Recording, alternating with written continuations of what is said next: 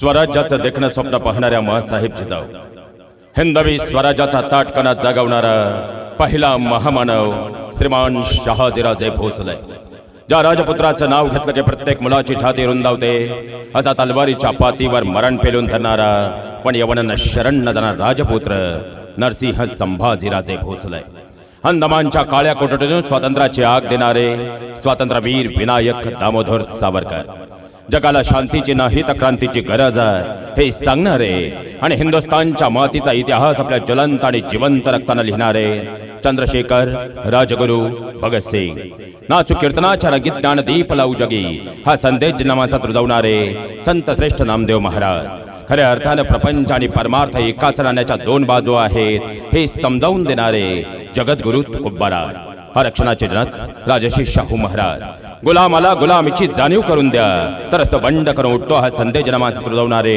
Doctor Babasaheb Ambedkar, 21व्या शतकात जीवन कसं जगावं याची जगाला प्रेरणा देणारा सिंधुताई सपकाळ, या सर्व विचारवंतांना, महामानवांना आणि महापुरुषांना मी प्राध्यापक निलेश कोरडे सर्वप्रथम आपल्या सर्वांच्या टाळ्यांच्या गजरामध्ये अत्यंत नम्रतापूर्वक मानवंदना देतो। 750 वर्षाचा जुलमी अंधकार या महाराष्ट्राच्या मातीनं पाहिला, 750 वर्षाचा अंधकार या खऱ्या अर्थानं महाराष्ट्राच्या मातीतल्या रयतेनं पाहिला, 750 वर्षाचा अंधकार हिंदुस्थानच्या हिंदू जनांनी पाहिला आणि याच अंधकारामध्ये महाराष्ट्र नव्हे तर हिंदुस्थानची माती खितपत पडली होती।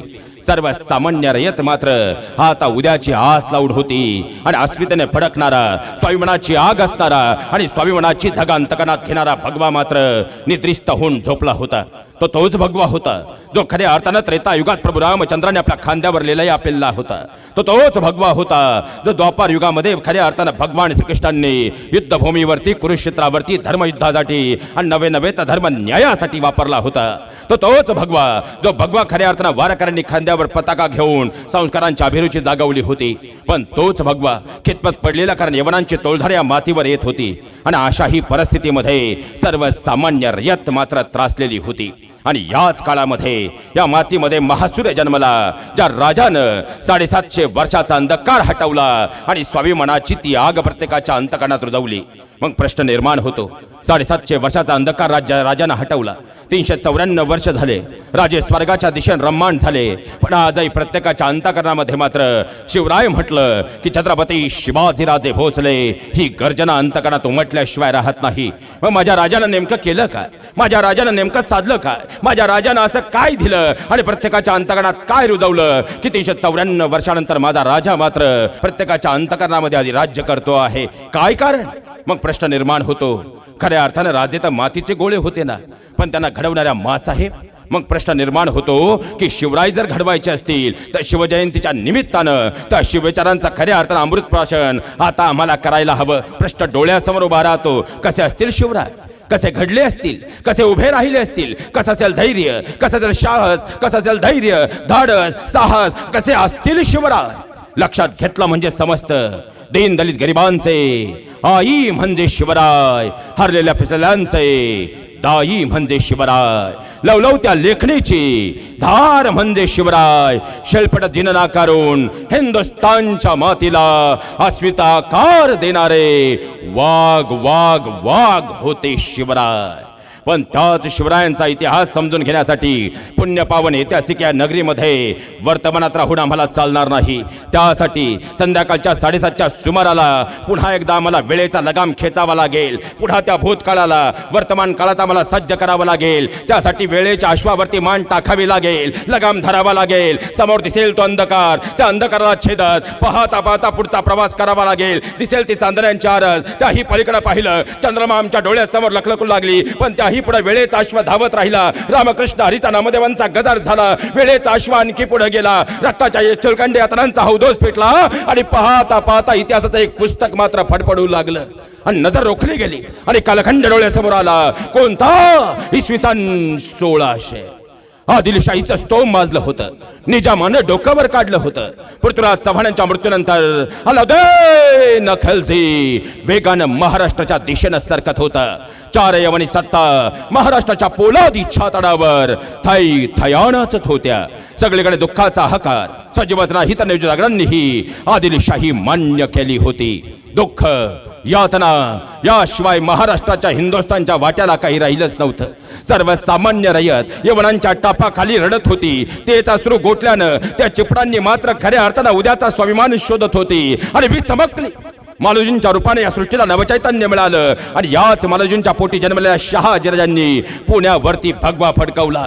स्वराज्याच्या अस्मितेचा गंध शहाजीराजांच्या अंतकणात होता, पण नियती मात्र माघारी फिरली होती आणि मासाहेबांच्या अंतकणातले खऱ्या अर्थानं लचके तोडत होती. पण अशा ही परिस्थितीत स्वाभिमानाची आग घेऊन भगव्याची अस्मिता अंतकणात रुजवून शहाजीराजे मात्र धावत होते. पण पुण्यामध्ये ही स्वराज्याची प्रतिमा आणि प्रतिका उभं करत होते. पण याच वेळी पाहता पाहता पुण्याची आदिलशाहीने राख रांगोळी केली आणि दिवस गेलेल्या मासाहेब जिजाऊंना शिवनेरीच्या कुशीत ठेवून राजे नाईलाजाने आदिलशाहीच्या मुशीत गेले आणि महाराष्ट्र पुन्हा एकदा आदिलशाहीच्या काळोख्या अंधकारात अंधकारला गेला. यातनांचा कल्लोळ मासाहेबांच्या मनी दाटला. मासाहेब खऱ्या अर्थाने रयतेचे हाल पाहू लागले. सर्वसामान्य रयतेची अवस्था काय होती? अहो, सर्वसामान्य आमचा जगणारा बळीराजा जगण्यातला सगळ्यात मोठा श्वास म्हणजे रब्बी आणि हंगामी पीक.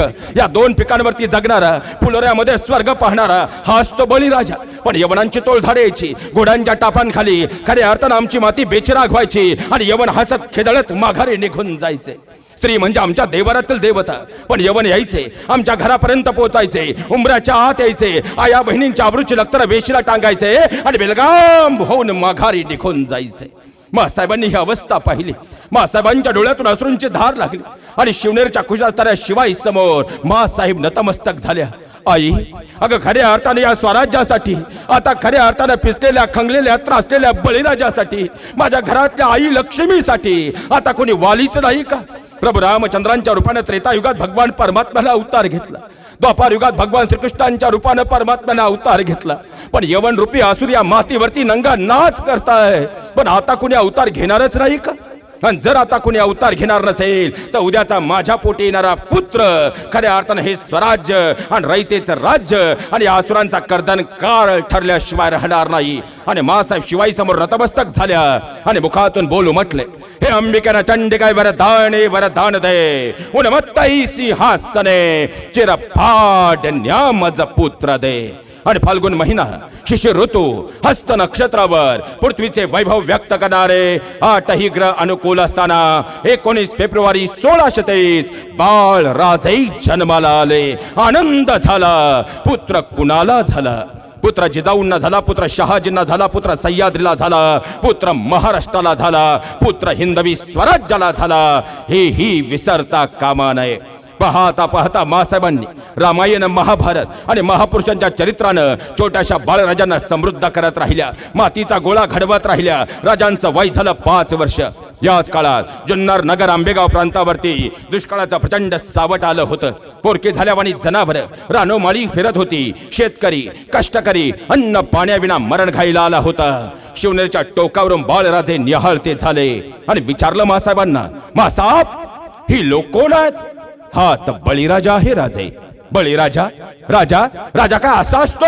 आणि मासाहेब शांतपणे शुभाराजांच्या जवळ आल्या. छोट्याशा बाळराजांच्या पाठीवर हात ठेवला आणि मासाहेब जड अंतकरणाने उत्तरत्या झाल्या, बाळा, हा बळीराजाचा आहे र.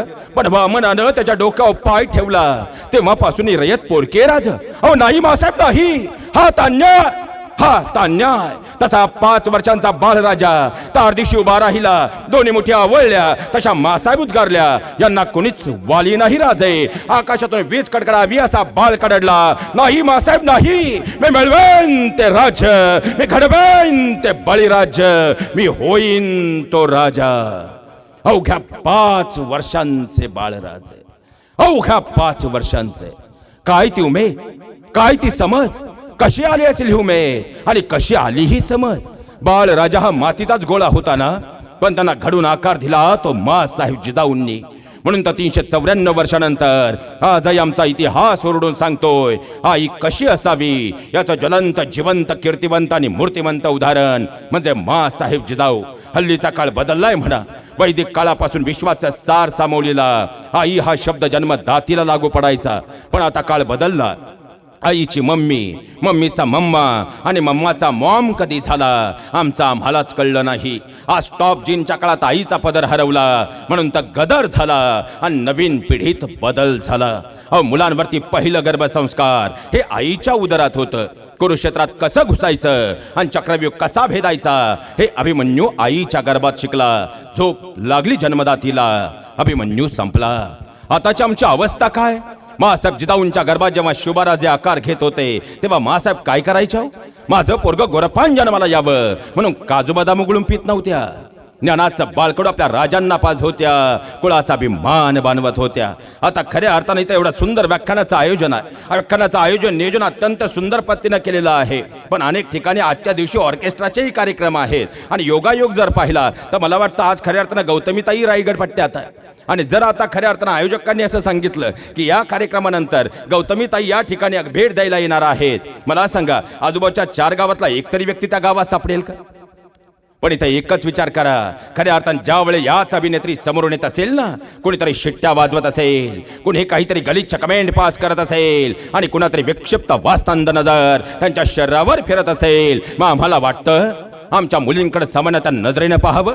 आपल्या मुलीला कधीही विश्वसुंदरी बनवण्याचा अट्टास करू नका. अरे बनवायचंच असेल तर आपल्या मुलीला संस्कार सुंदरी बनवा, संस्कार सुंदरी बनवा. कारण खऱ्या अर्थानं हे जग जिच्या पाया पडतं तिला सीता म्हटलं जातं, मीरा म्हटलं जातं, मा साहेब जिजाऊ म्हटलं जातं. तिला अभिनेत्रीच्या नावानं कोणीच ओळखत नाही. पण आज खऱ्या अर्थानं आम्ही छत्रपती शिवरायांचा जयघोष करतो. शिवराय जन्माला यावेत असं मोठमोठ्यानं गर्जना देतो. पण शिवराय घडावेत ते आपल्या घरात नव्हे तर शेजारच्या घरात घडावेत, ही मानसिकता मात्र आपण आपल्या डोक्यामध्ये ठेवतो. याचं कारणही तसंच आहे. शिवराय जन्माला आलेच पाहिजेत, पण आम्ही जिजाऊ म्हणून घडायला मात्र तयार नाही. ही सध्याची आमची जळजळी शोकांतिका आहे. म्हणून या निमित्तानंही आज मासाहेबांना सुद्धा म्हणावं असं वाटतं, मासाहेब आम्हाला आता माफ करा. विसरून गेलोय इतिहास, आम्ही विसरून गेलोय परंपरा. छायांच्या डोक्यात पाणी झालंय, त्याची तेवढी वाफ करा. मासाहेब आम्हाला आता माफ करा. ज्यांनी शहाजींचा वसा घ्यायचा ते गावात बोंबलत हिंडत आहेत. आजच्या घराघरातल्या जिजाऊ सासवांसोबत भांडत आहे. आज घराघरांचा कार्टून शो होतोय, तेवढा बॅड शो तुम्ही बंद करा. मासाहेब आम्हाला आता माफ करा. घराघरातला शिवाजी आता व्हिडिओ गेम खेळतो आहे. जंक फूड खाऊन आजची जिजाऊ टीव्ही समोर लोळत आहे. घराघरांचा नरक होतोय, त्याचा तुम्ही स्वर्ग करा. मासाहेब आम्हाला आता माफ करा. अहो बाहेर खेळायला जावं तर कुठं मावळ्यांची सत्ता, आज साचलेल्या उकिरड्यावर कावळ्यांची सत्ता. आमच्या घर आणि डोक्यातले उकांडे तेवढे साफ करा. मासाहेब आम्हाला आता माफ करा. अहो केस तेवढे वाढलेले मस्तक मात्र पोकळ आहेत. फार थोडी घरं सापडतील जिथं मुलांसाठी पुस्तक आहे. आम्ही पापाचेच वाटेकरी, तरी होईल तेवढं आमचं पाप माफ करा. मासाहेब आम्हाला आता माफ करा. रामकृष्णांचा वारसा सांगून पुढच्या गोष्टी तुम्हाला सोप्या करता आल्या. आज आमची इरसाल लेकरं सांगतील, आई बापांच्या सहकार्यामुळं आम्हाला कॉप्या करता आल्या. आई बापांचाही खराच आहे, कशाला उगच म्हातारपणी ताप करा. मासाहेब आम्हाला आता माफ करा. राजे पण वारस हक्काने मिळतं, राजे पण वारस हक्काने मिळतं, पण शोभा घडवावा लागतो. जाणतेपणाचा दुर्मिळ गुण दागिन्यासारखा जडवावा लागतो. म्हणून तर मासाहेब या शिवजयंती उत्सव सोहळ्याच्या निमित्तानं आज मर्यादा सोडून तुमच्याकडे एक मागणी मागतो. आपण पुन्हा जन्माला यावं आणि पुन्हा या मातीचं नंदनवन व्हावं. पण वीज कडाडली आणि मासाहेब उतरल्या. महाराष्ट्राच्या रक्षणार्थ मा जिजाऊ लढली आहे. मा जिजाऊ जन्माला यावी म्हणून सध्या मागणी वाढत आहे. पण पुनर्जन्माची गळ घालत उगच आशा न वाढवाव्यात. मा साहेब जिजाऊ जन्माला येणार नाहीत आता, त्या उद्याच्या घरात घडवाव्यात, घरात घडवाव्यात. आणि ज्या दिवशी आमच्या घरातली आई, आमच्या घरातली ताई आणि आमच्या महाराष्ट्रातली आणि हिंदुस्थानच्या मातीतली प्रत्येक बाई खऱ्या अर्थानं ती जिजाऊंचं खऱ्या संस्कारांचं वलय आपल्या अंतकरणामध्ये रुजवेल, त्या दिवशी शिवराय शोधण्याची गरज नाही. उद्या आपल्या प्रत्येकाच्या घरात उद्याचे शिवराय निपसतील. हे सगळ्यात मोठं वास्तव आहे, सगळ्यात मोठं. पण खऱ्या अर्थानं त्या दृष्टीनं आमचा विचार होतो का? शिवरायांची जयंती म्हणलं की त्यांना डोक्यावर घेऊन नाचतो. पण ज्या दिवशी शिवराय आम्हाला समजतील त्या दिवशी वास्तवामध्ये आमच्या जगण्याचा प्रवास सुखकर होईल आणि ती स्वाभिमानाची धग आपल्या अंतकरणात रुजवली जाईल. हे सगळ्यात मोठं वास्तव आहे. ते आव्हान पहिल्यांदा आमच्या घरातल्या ताईनं पेलायला हवं. तेव्हा खऱ्या अर्थानं शिवजयंती उत्सव सोहळ्याच्या पर्व काळातलं पहिलं पाऊल, पहिली पायरी पडे, खऱ्या अर्थानं पहिली पायरी पार होईल. हे सगळ्यात मोठं वास्तव आहे. राजांचं वय झालं 7 वर्ष. याच काळात शहाजीराजांना पुन्हा परगाणं मिळालं होतं आणि मासाहेब जिजाऊ शोभाराजे लवादामा निघाला. सायंकाळी 6चा सुमार होता आणि राजांचं पहिलं पाऊल पुण्याच्या वेशीवर पडलं. समोर दिसलं राया रवाना भकास कंगाल केलेलं पुणे आणि राजे मासाहेबांना उत्तर झाले, मासाहेब हेच का पुणे? होय शोभा, इथं कोणीच नाही का? आपण आहोत ना, आपण सोडून कोणीच नाही का मासाहेब? आपण बोलावलं की येतील सारे, पण मासाहेब अहो राहायचं कुठं? वाडा कुठं आहे? आणि तशा मासाहेब उत्तरले, शोभा तुला जगण्याचा सगळ्यात मोलाचा मंत्र शिकवते. जी माणसं पैशानं श्रीमंत असतात ती वाड्यात राहतात, पण जी माणसं मनानं श्रीमंत असतात भले शरीरानं झोपडीत पण मनानं लाखोंच्या हृदयावर अधिराज्य करतात. बाळा, आपण मनानं श्रीमंत असणारी माणसं राज आहे. आणि बाळराजे शांत झाले, पण त्यांचे डोळे जणू मासाहेबांना रोखून सांगत होते, मासाहेब झोपडीत राहतो म्हणून ताजमहालाची अपेक्षा करणार नाही मासाहेब, पण एक दिवस या झोपडीचा ताजमहालापेक्षाही सुंदर राजवाडा केल्याशिवाय राहणार नाही मासाहेब. आणि पाहता पाहता पुण्यामध्ये मासाहेब आल्या, पुण्यामध्ये शुभराजे आलेत, पण पुणे होतं कसं? बकास कंगाल झालेलं. राया रवाने तिथं खऱ्या अर्थानं पहार रोवलेली, तिला उलटी चप्पल लावलेली आणि सबंध पुण्यात दौंडी दिली होती. जो कोणी पुण्यात मुक्कामी येईल त्याचा निर्वंश होईल. आणि म्हणून तर रयत पुण्यातून बाहेर पडून डोंगरामध्ये खऱ्या अर्थानं दडून बसलेली. मासाहेबांनी हे चित्र पाहिलं. उद्याचं स्वराज्य, खऱ्या अर्थानं स्वतःचं राज्य म्हणजे रयतेचं राज्य, स्वाभिमानाचं राज्य निर्माण करायचंय, पण रयत कुठं आहे? तिथं दूर परागंदा झालेली. आणि मासाहेबांनी दिली साथ, अरे या पुण्यात. आणि विचारलं रयतेनं, कुणाच्या भरोशावर? तशा कडाडल्या मासाहेब तुमच्या शुभराजेंच्या भरोशावर. आणि रयत मात्र खऱ्या अर्थानं अविश्वास देऊ लागली, विश्वास पटू लागला. आणि रयत एक एक पावलानं आता पुण्यात मात्र येऊ लागली. रयत पुण्यात आली, पुन्हा बहरू लागलं. खऱ्या अर्थानं पाहिला गेलं, आता उचकटलेली खऱ्या अर्थानं उलटी टांगलेली चप्पल बाजूला पडली आणि बाजूला असणारी पहारही उचकटून बाजूला गेली. आणि सोन्याचा नांगर पुण्याच्या विद्येच्या माहेर घरावर फिरला. आणि पाहता पाहता पुन्हा एकदा घडू लागलं, बहरू लागलं. पण प्रश्न मात्र पुढंच होता, कारण आजपर्यंत पुणे पाहिलं बेचिराग झालेलं, आजपर्यंत पुणे होतं राया रावानं पहार रोवलेलं, आजपर्यंत पुणे होतं माणसांपासून कायमचं दूर गेलेलं. पण आता तर पुण्यात आलो, पण लेकरा बाळांसह आलो, कुटुंबासह आलो, पण खावं काय प्यावं काय? रयतेच्या मनामध्ये विचारांचा काहूर माजलं. आणि रयत धावत धावत मासाहेबांच्या जवळ आली. मासाहेबांना उत्तर ती झाली, मासाहेब तुमच्या सांगण्या खातर पुण्यात आलो जी. मासाहेब तुमच्या सांगण्या खातर शेती करायला घेतली जी.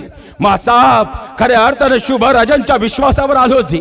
पण मासाहेब अहो लेकरं आमच्या सोबतीला, पण मासाहेब घराकडे जायची इच्छा होत नाही मासाहेब. अहो घरातच काही नाही, पोरांच्या पोटात काय देणार? आणि मासाहेबांनी रयतेच्या डोळ्यातली आसवा पाहिली. आणि मासाहेब विचार करू लागल्या, अरे ही रयत उद्याचं स्वराज्य निर्माण करणारी, ही रयत म्हणजे स्वराज्याचा मूळ खांब. पण हीच रयत जर भुकेली असेल तर उद्याचं स्वराज्य उभं राहील. आणि म्हणूनच मासाहेबांनी संबंध खऱ्या अर्थानं पुण्यामध्ये पहिल्यांदा सर्वसामान्य शेतकऱ्यांची अवस्था पाहिली. आणि ब्रह्मांडाच्या पाठीवरती सहकार क्षेत्रातलं पहिलं वादळ निर्माण झालं, सहकार क्षेत्रातलं पहिलं पाऊल पडलं. आणि मासाहेबांनी पुण्यामध्ये स्वराज्य नावाची पहिली सहकारी बँक उभी केली. याच बँकेतून शेतकऱ्यांना बी बियाणं दिले, बैल जोड्या दिल्या, शेती वाढी दिली. आणि पुन्हा बहरू लागलं. आता पुन्हा खऱ्या अर्थानं स्वर्गमय होऊ लागलं. सर्वसामान्य रयत शेतीमध्ये रुंजी घालू लागली, ढेकळं सपाट होऊ लागली, सपाट ढेकळावर बीज अंकुरू लागलं. पाहता पाहता पिकं फुलोऱ्यात येऊ लागली. आणि मग मात्र रयतेच्या चेहऱ्यावर आनंद निर्माकडे पाहावं, शेत सोन्यासारखं चमकायचं. दुपारी शेताकडे पाहावं, शेत हिऱ्यासारखं लखलखायचं.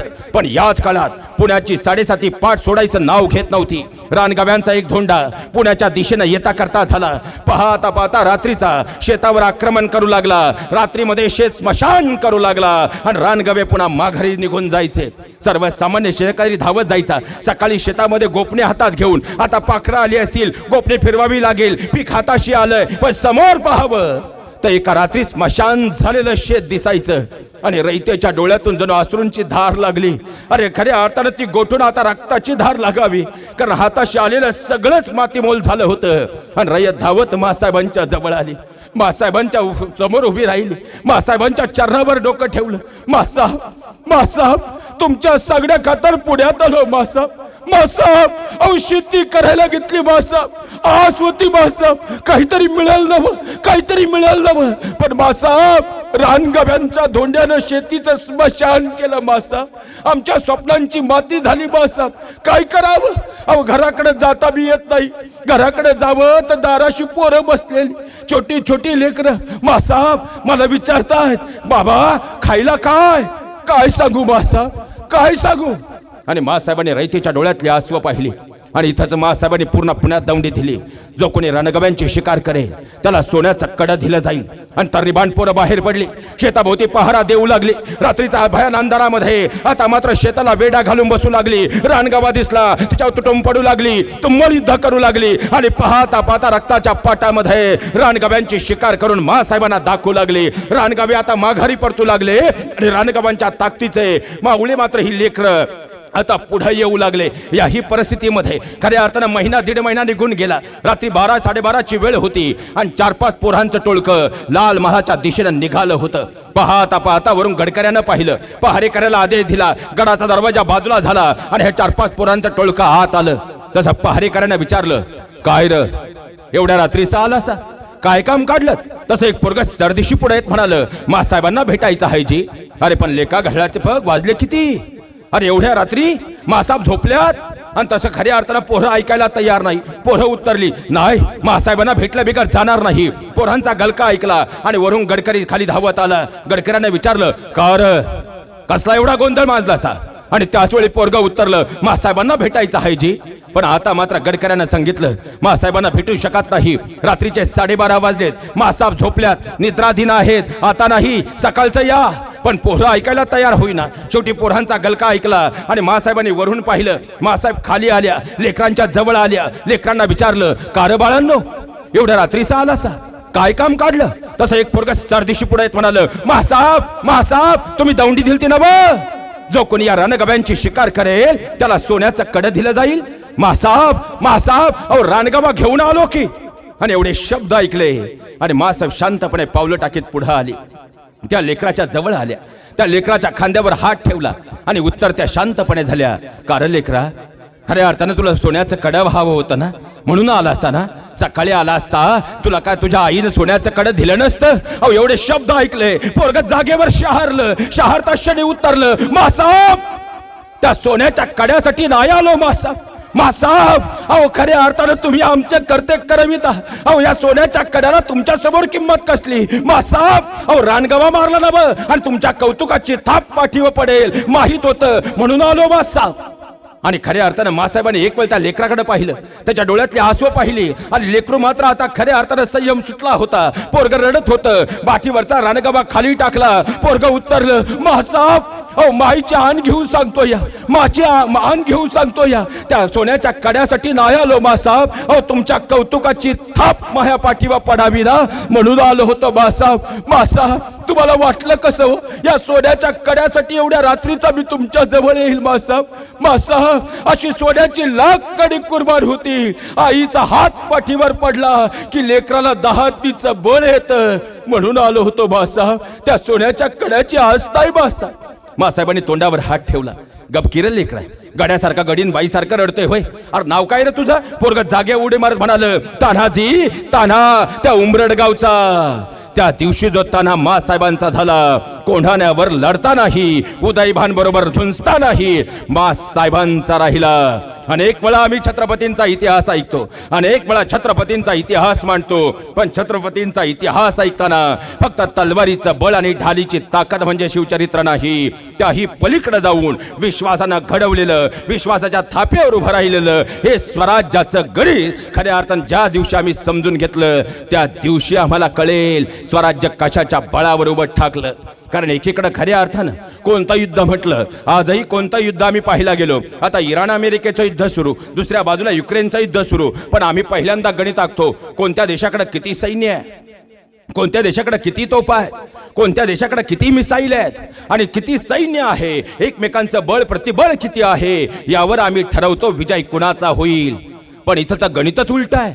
कारण एकीकडे औरंगजेबाकडं, ज्यानं खऱ्या अर्थानं हिंदुस्थानच्या मातीचा 1/3 भाग आपल्या काबीज केला, ज्याच्याकडे लाखोचं सैन्य आहे, आणि दुसऱ्या बाजूला अवघ्या हजारो मावळ्यांशी लढणारे शिवरायांचे बावळे, हजारो मावळे आणि एकीकडे लाखोची फौज, तरीही माझा राजा अभेद्य पराजित राहिला. याचं कारण औरंगजेबाचं जे सैन्य होतं ते फक्त नोकरी करणारं सैन्य होतं आणि शिवरायांकडे जे मावळे होते ते आपलं म्हणून रडत, खऱ्या अर्थानं लढत आपल्या स्वराज्याची अस्मिता जपणारे होते. ती अस्मिता जर कोणी पेरली असेल ती माँसाहेब जिजाऊंनी पेरली, म्हणून स्वराज्य उभं राहिलं हे विसरता कामा नये. म्हणून शिवजयंतीच्या निमित्तानं सगळ्यात मोठी जबाबदारी जर कुणावर असेल, उद्याचं पुन्हा या मातीचं नंदनवन करण्याची जबाबदारी जर कुणावर असेल, आई जिजाऊ म्हणून तुमची आहे हे जीवनात कधी विसरू नका.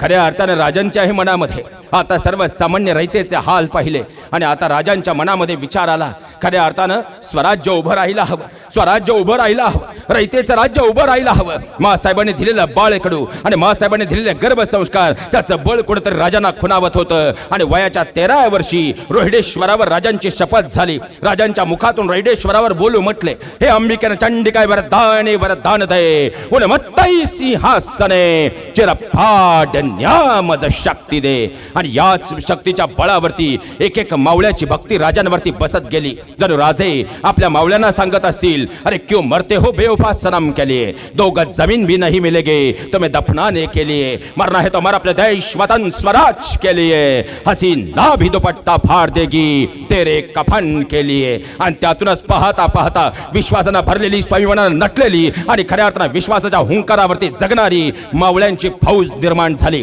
याच काळात खऱ्या अर्थानं राजांची पाऊलं आता पुण्यातून देहूच्या वाटेनं पडू लागली. जगद्गुरु तुकोबारायांच्या कीर्तनाला खऱ्या अर्थानं शोभा बसू लागले. पाहता पाहता कर्मयोग, ज्ञानयोग, भक्तियोगाची व्याख्या आता अंतकाळात रुजू लागले. पण त्याच भक्तियोगाच्या व्याख्येमध्ये बालशुभांच्या मनावरती विचारांचं साम्राज्य निर्माण झालं. देवाची भक्ती केली की देव भेटतो हे गणित पक्क ठरलं आणि त्या दिवसापासून हातातली तलवार बाजूला पडली आणि टाळ मृदुंगाचा घोष सुरू झाला. माँसाहेबांनी तुकोबारायांच्या कानावर ही गोष्ट घातली आणि तुकोबारायांनी कर्मयोगाचा सिद्धांत दिला आणि पुन्हा एकदा म्यान झालेली तलवार बाहेर पडली आणि राजे आता आपल्या मावळ्यांनिशी, आपल्या सवंगड्यांनिशी पुन्हा एकदा खऱ्या अर्थानं स्वराज्याच्या अस्मितेने कर्मयोगाने प्रफुल्लित झाले.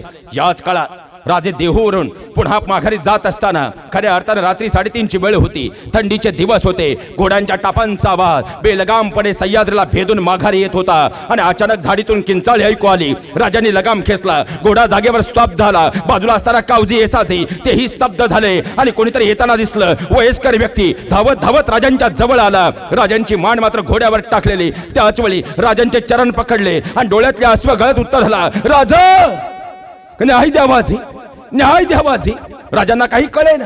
अरे रात्रीची वेळ आहे, 3:30चा सुमार आहे, कोणीतरी अचानक येतंय, न्याय द्यावा, घडलं काय? आणि राजांनी शांतपणे विचारलं, काय झालं राज? माझी लेक, माझा काळजा तुकडा, माझी लेक, माझं सर्वस्व आता माहेरा आली होती 2 दिवसापूर्वी, पण गावच्या पाटलाची नजर तिच्यावर पडली. खऱ्या अर्थानं वासनेने त्याची नजर वेढली आणि राज, राज, अहो त्यानं माझ्या लेकीच्या आबरूची लक्तर तोडली. राज, माझ्या लेकीनं अखेरचा श्वास सोडला. राजा न्याय द्या माझे. आणि राजांनी एवढे शब्द ऐकले आणि तळपायाच्या मस्तकाला गेले. भर थंडीतही राजांच्या खरे जणू काही रक्ताचा आवेश स्वाभिमानाच्या आगीनं प्रफुल्लित झाला. आणि राजांनी एक वेळ येसाजीकडे पाहिलं. ए साजे, कोण तो पाटील? कुठला? रांझाचा पाटील. तुमचं नाव काय बाबा? रावजी कोंडे. खऱ्या अर्थानं न्याय मिळायला हवा. आणि गावाला पुन्हा येसाजीकडे, हे साजे. पाटलाच्या मुसक्या आवळा आणि येसाजींना खऱ्या अर्थानं इशाराच मिळाली. येसाजीनं निवडक 4 जणांना बरोबर घेतलं आणि पुन्हा माघारी खऱ्या अर्थानं रांझाकडे निघाला. पाटलाच्या वाड्यात समोर आला आणि खालून आवाज दिला, पाटील.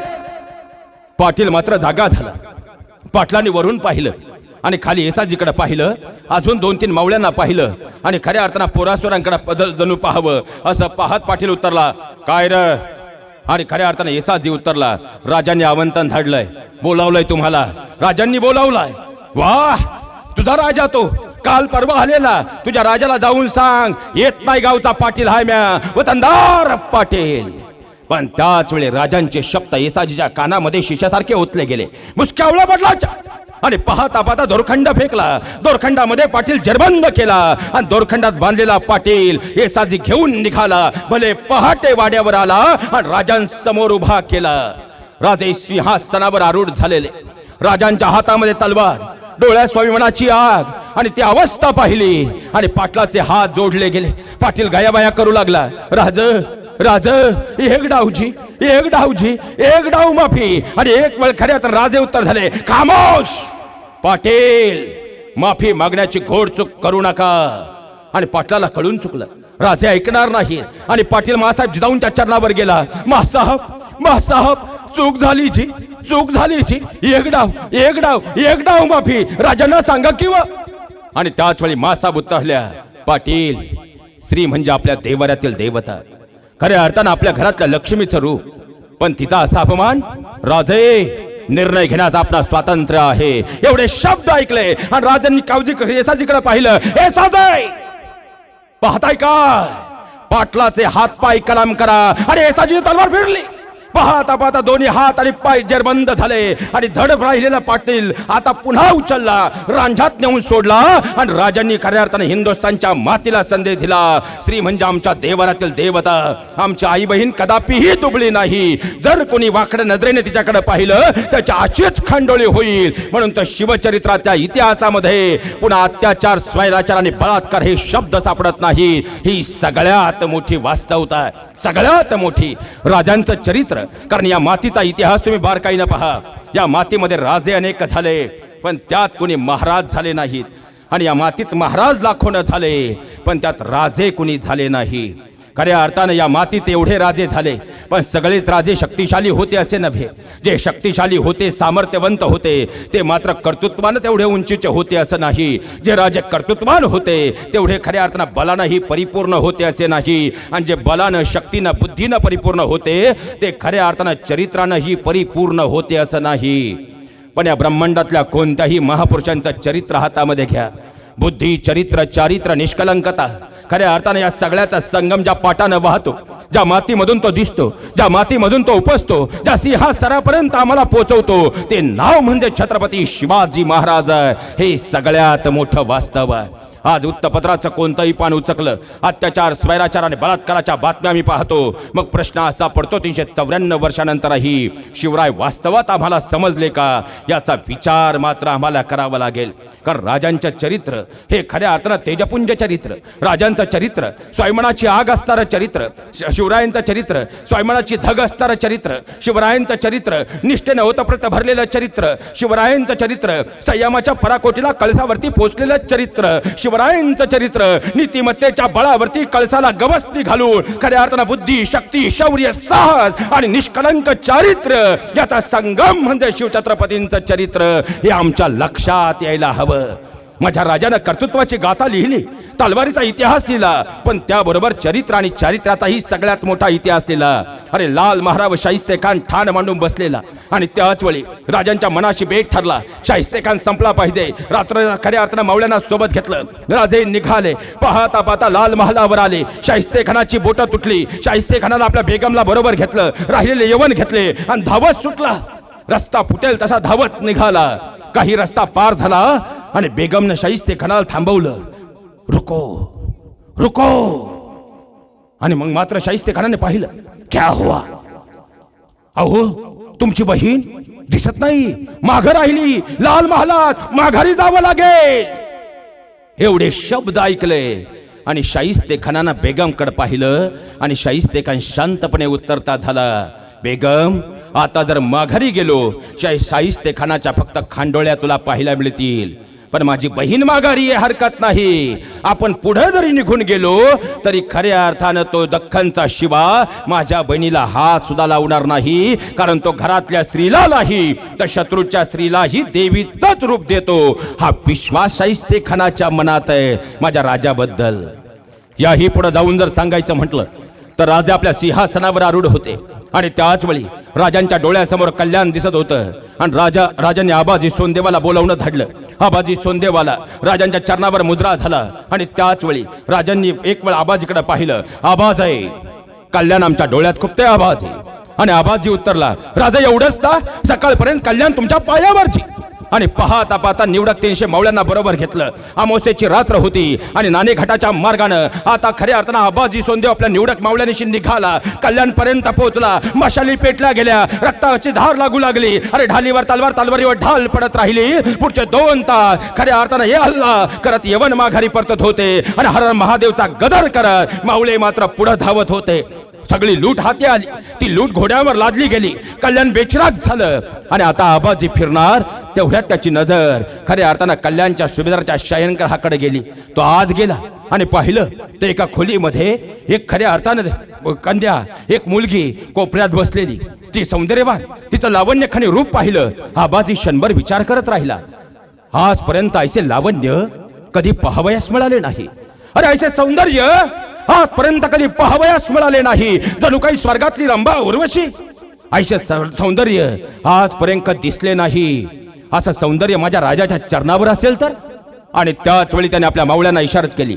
भोयांना पालखी सज्ज करायला सांगितली. भोयांना इशारत झाली आणि पालखीमध्ये कल्याणच्या सुभेदारची सून चिरबंद झाली. आणि आता आबाजी सोंदेव माघारी निघाला. सकाळची वेळ होती, दरबार भरलेला, राजे सिंहासनावर आरूढ झालेले. आणि त्याच वेळी आता मात्र राजांच्या समोर आबाजी सोंदेव उभा ठाकला. आणि आबाजी उत्तर झाला, राजे कल्याणची मोहीम फत्तेची. आणि राजे शांतपणे उत्तरते झाले, आबाजी ज्ञात होता आम्हाला, आपण गेलात म्हणजे कल्याणचं कल्याणच करून आला असाल. पण त्याच वेळी आबाजी उत्तरला, पण राज या टायमाला तुमच्यासाठी सोन्या नाण्या हिऱ्यासोबत आणखी एक नजराना आणलायचे. आणि राजे उत्तरते झाले, अरे कल्याणवरती विजय मिळवला यापेक्षा दुसरा नजराना काय असेल. पण राजेंनी खऱ्या अर्थानं राजे एकदा पाहत खरं. आणि आबाजीने इशारत मावळ्यांना केली आणि भोई आत आले. पालखी खाली ठेवली गेली आणि पालखीचा दरवाजा पडदा बाजूला झाला. आणि ही लावण्यखानी कल्याणच्या सुभेदारची सून बाहेर आली. राजांच्या समोर उभी राहिली. थरथरणाऱ्या त्या लेखीनं खऱ्या अर्थानं राजांसमोर हात जोडले. आणि राजांनी एक वेळ तिच्याकडे पाहिलं. आणि राजे उत्तरते झाले, ही कोण. आणि आबाजी उत्तरला, राज हाच तुमचा नजराना म्हणजे. राजांचा आवाज वाढला आणि आबाजी सोंदे उत्तरला, राज तुमच्यासाठी कल्याणच्या सुभेदारची सून नजराना म्हणून घेऊन आलोय. एवढे शब्द ऐकले आणि राजांच्या डोळ्यात आग निघू लागली. राजांनी आबाजीकडे पाहिलं. आबाजी जे केलं ते योग्य नव्हे आबाजी. या उपर ऐसी गुस्ताखी होणे नाही आबाजी. आणि या उपर जर ऐसी गुस्ताखी झाली तर मृत्युदंडास पात्र हा आबाजी. आणि एक वेळ कल्याणच्या सुभेदारच्या सुनेकडे पाहिलं आणि राजांच्या मुखातून बोल बाहेर पडले, अशी चामूची माता आहे सुंदर रूपवती, पाहून ती लावण्यवती, वदले छत्रपती. पण भांग आणि नशा केलेल्या इतिहासकारांनीही आजपर्यंत आमचा इतिहास मात्र वेगळ्याच पद्धतीने लिहिला, पाठ्यपुस्तकापर्यंत आणला आणि नवीनच वाक्य उदयाला घातलं. अशी चामूची माता असते सुंदर रूपवती, पाहून ती लावण्यवती, वदले छत्रपती. ज्या राजानं आपल्या मातृत्वामध्ये, ज्या राजानं आपल्या मातेमध्ये, ज्या राजानं आपल्या माऊलीमध्ये, ज्या राजानं आपल्या आईमध्ये साक्षात देवाचं रूप पाहिलं, तो राजा असं म्हणेल, अशी चामूची माता असती सुंदर रूपवती असती. अरे ज्या मातेनं एक पुत्र असा घडवला, ज्या पुत्रानं 750 वर्षाचा अंधकार दूर केला, आणि तो राजा असं म्हणेल. पण भांग पिलेल्या इतिहासकारांनी शब्द मात्र वेगळेच रेखाटले. आणि आम्ही खऱ्या अर्थानं चकचकीत जगण्याच्या नादामध्ये, येईल ते कॉपी पेस्ट करण्याच्या नादामध्ये तेच घेऊन पुढे निघालो. मूळ वाक्य असं आहे, अशी चामूची माता आहे सुंदर रूपवती, पाहून ती लावण्यवती, वदले छत्रपती. आणि मग मात्र राजांची नजर आबाजीकडे गेली. हे योग्य नाही केलं आबाजी, याची शिक्षा, हा विजय तुम्ही मिळवलाय म्हणून आज शांत आहे. चूक पहिल्यांदा झाली म्हणून शांत आहे. या उपर ऐसी चूक होणे नाही आबाजी. आता आबाजी आपण जातीनं आमच्या बहिणीला पुन्हा खऱ्या अर्थानं पालखीत बसवावं आणि सन्मानानं स्वाभिमानानं पुन्हा तिला कल्याणला घेऊन जावं. साडी चोळी बहाल करा. मला इथं एकच प्रश्न विचारायचा, हीच कल्याणच्या सुभेदारची सून जर यवनांच्या हाती पडली असती तर पुढच्या काही मिनिटात तिच्या आबरूचे धिंदडे निघाले असते. पण माझ्या राजानं खऱ्या अर्थानं खानानाळाची ओटी भरून मग तिला पुन्हा माघारी पाठवलं. ती जेव्हा माघारी गेली ना, तिच्या नवऱ्यानं तिला एक प्रश्न विचारला होता, अगं तुला तर त्या दख्खनच्या शिवानं पळवलं होतं, शिवा नावाच्या काफिरानं पळवलं होतं, बोल तुझ्यावर अन्याय अत्याचार झाले नाहीत का. तिनं दिलेलं उत्तर आजही हस्तलिखितांमध्ये सापडतं. तिनं दिलेलं उत्तर होतं, कौन कहता है, कौन कहता है मुझे भगाया गया, कौन कहता है मुझे चुराया गया, मैं तो मेरे मायके मेरे भाई के पास गई थी. अरे फक्र होता है मुझे, मेरे साथ ये हादसा हुआ, इसीलिए तो मुझे शिवा जैसे भाई मिला, शिवा जैसे भाई मिला. त्या राजाचे वारसदार आहोत आपण. पण खऱ्या अर्थानं म्हणून इथं बसलेल्या प्रत्येक ताईला या शिवजन्म उत्सवाच्या निमित्तानं एक विनंतीही करून जातो. इथून पुढे रक्षाबंधन भाऊबीजेला आपल्या भावाकडं नवीन साडी मागू नका, कॅडबरी मागू नका, काहीच मागू नका. आपल्या दादाला ओवाळताना एकच सांगा, दादा स्वतःला शिवभक्त म्हणवतोस ना, स्वतःला शिवभक्त म्हणवतोस ना. अरे कल्याणच्या सुभेदारानं खऱ्या अर्थानं पाहिला गेलं, सुभेदाराची सून आबाजीला आणली तर त्याला उत्तर देणारे राजे, ज्यांनी प्रत्येक खऱ्या अर्थानं इतिहासाच्या पानांमध्ये चरित्र आणि चारित्र्याचा संगम दाटला, ते राजे त्यांचा स्वतःला वारसदार म्हणतो ना. अरे दादा खऱ्या अर्थानं माझ्या समोर उभा राहिला का तुम्हाला ताई म्हणतोस, पण रस्त्यानं चालणाऱ्या एखाद्या मुलीला सहज आयटम बोलून मोकळा होतो, असं कसं चालेल दादा? खऱ्या अर्थानं माझ्या समोर उभा राहिला की मान झुकून उभा राहतो, पण रस्त्याने चालणाऱ्या कोणत्याही मुलीकडं वासनेच्या नजरेनं पाहतो, असं कसं चालेल दादा? अरे माझ्याकडे कोणी वाईट नजर टाकली त्याला मोडेपर्यंत मारतोस, पण तूच कुणाच्या तरी बहिणीकडं वाकड्या नजरेनं पाहतोस, असं कसं चालेल दादा? दादा अरे शिवभक्त म्हणावं कुणाला? जो खऱ्या अर्थानं प्रत्येक स्त्रीमध्ये आपल्या मातृत्वाचा दर्जा शोधतो ना, तो खरा शिवभक्त. जो आपल्या घरातल्या स्त्रीला आपल्या बरोबर समानतेची वागणूक देतो, तो खरा शिवभक्त. जर एखाद्या खऱ्या अर्थानं ताईवर अन्याय होत असेल तिथं हातापायाची समोरच्याच्या खांडोळी करण्याची ताकद ठेवतो, तो खरा शिवभक्त. पदर पाडणारा नाही, पदर सावरतो, तो खरा शिवभक्त. खऱ्या अर्थानं मंदिराच्या दारावरती जाऊन पण खऱ्या अर्थानं स्वतःच्या अध्यात्माचा वारा अंतकडात रुजवणारा, ना की खऱ्या अर्थानं डान्स बार मध्ये जाऊन मस्ती जिरवणारा. खऱ्या अर्थानं शिवभक्ताची व्याख्या काय हे दादा तुला समजायला हवं. अरे खऱ्या अर्थानं शिवभक्त म्हणवणारे अनेक आहे, पण जो स्वतःचं चरित्र राजांच्या चारित्र्यातून घडवतो, तो खरा शिवभक्त. आणि ज्या दिवशी या मातीमध्ये असे शिवभक्त निर्माण होतील, ज्या दिवशी हिंदुस्थानच्या मातीत असे शिवभक्त तयार होतील, त्या दिवशी माझ्या हिंदुस्थानमधली कोणतीही ताई रात्रीच्या 1 वाजता सुद्धा कोणत्याही हायवेनं, कोणत्याही रस्त्यानं खऱ्या अर्थानं आनंदानं, स्वाभिमानानं आणि निसंकोच भीतीनं धावत राहील, कारण तिला खात्री असेल. चालत राहील कारण तिला खात्री असेल. आनंदानं पावलं टाकेल कारण तिला खात्री असेल, हा माझ्या शिवरायांचा महाराष्ट्र, हा माझ्या शिवभक्त दादांचा महाराष्ट्र. आणि ज्या दिवशी हे घडेल त्या दिवशी शिवजयंती उत्सव सोहळ्याच्या पर्व काळातलं आम्हाला खऱ्या अर्थानं वास्तवातल्या शिवजयंतीचं मूल्य आणि मौल्य कळेल. हे सगळ्यात मोठं वास्तव आहे, सगळ्यात मोठं. हे समजायला हवं, हे उमजायला हवं, त्यातून आम्ही घडायला हवं. तेव्हा उद्याच्या आम्हाला शिवराय समजतील, शंभू राजे समजतील. हे सगळ्यात मोठं वास्तव आहे. राजांचं चरित्र घडलं कशाच्या बळावर? राजांच्या चरित्रातला सगळ्यात मोठा पहिला दुवा म्हणजे मासाहेब जिजाऊ आहे. जिजाऊंनी खऱ्या अर्थानं राजांना तसं घडवलं. खऱ्या अर्थानं दुसरा दुवा म्हणजे चरित्र आहे. त्या चरित्राच्या बळावरती राजांनी आपलं चारित्र्य घडवलं. याही पुढे जाऊन जर सांगायचं म्हटलं तर राजांचं चरित्र नेमकं कसं आहे? अहो खऱ्या अर्थानं कधीतरी विचार करा. या स्वातंत्र्याच्या मर्मबंधामध्ये राजांचं चरित्र प्रत्येक पावलावरती खऱ्या अर्थानं संकटानं भरलेलं राहिलं. 13व्या वर्षी रोडेश्वरावर शपथ झाली, 14व्या वर्षी तोरण्यानं स्वराज्याचं तोरण बांधलं, आणि पुढच्या 3च वर्षात तबलक राजांनी 32 किल्ले हस्तगत केले. आणि मग मात्र आदिलशाहीच्या पायाखालची वाळू सरकू लागली. आणि त्या क्षणाला फतेखानला पुन्हा एकदा स्वारी करायला आदेश मिळाला. फतेखान निघाला, अजंकडे निघाला. पण त्याच वेळी पाहिला गेलं तर आता मात्र इकडं अफजल खानाच्या साथीनं बाजी घोरपड्यानं शहाजी राजांना कैद करून ठेवलं. आणि मात्र खलिता आला, मासाहेबांच्या समोर आला. खलिता उघडला गेला. खलिताचा मायना होता, जर तुम्हाला तुमचे पती हवे असतील तर तुझ्या मुलाला घेऊन आम्हाशराने आणि कडाडली महाराष्ट्राची सौदामिनी शोभा वाखिलीचं दूध पाजले आम्ही तुम्हाला, आता गुरगुरायला हवं. आणि त्याच वेळी पंत धावत आले. पंत उतरले. राज राज फतेखानची टोळी आली जी. कुठं वेढा पडला, कुठं बेलसरला, इथं काय थांबलं, चला पुढे. आणि 80 वर्षाच्या बाजीच्या अंतकरणामध्ये तो वेगळा जुनून संचारला. आणि पाहता पाहता युवा अवस्थेला तार करत माझ्या बाजीनं यवनांना तोडायला सुरुवात केली. आता पहिल्यांदा इतिहासाच्या पानात असं घडलं, कारण आजपर्यंत यवन आले दरवाजे बंद व्हायचे.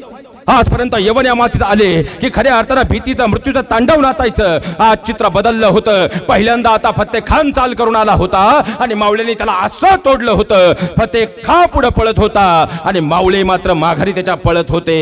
आता फतेखा माघारी गेला आणि संतापला औरंगजेब. आणि मग मात्र बडी बेगमचं विड्याचं ताट समोर आलं आणि बडी बेगम कडाडली. कोण जाएगा, चाहिए ओ शिवा, जिंदा या मुर्दा, दख्खन का चुवा आना चाहिए सेकंदा में, कौन जाएगा. आणि सगळी शांतता. पण या शांततेमध्ये एक आवाज घुमला, हम जाएंगे बडी बेगम साहब.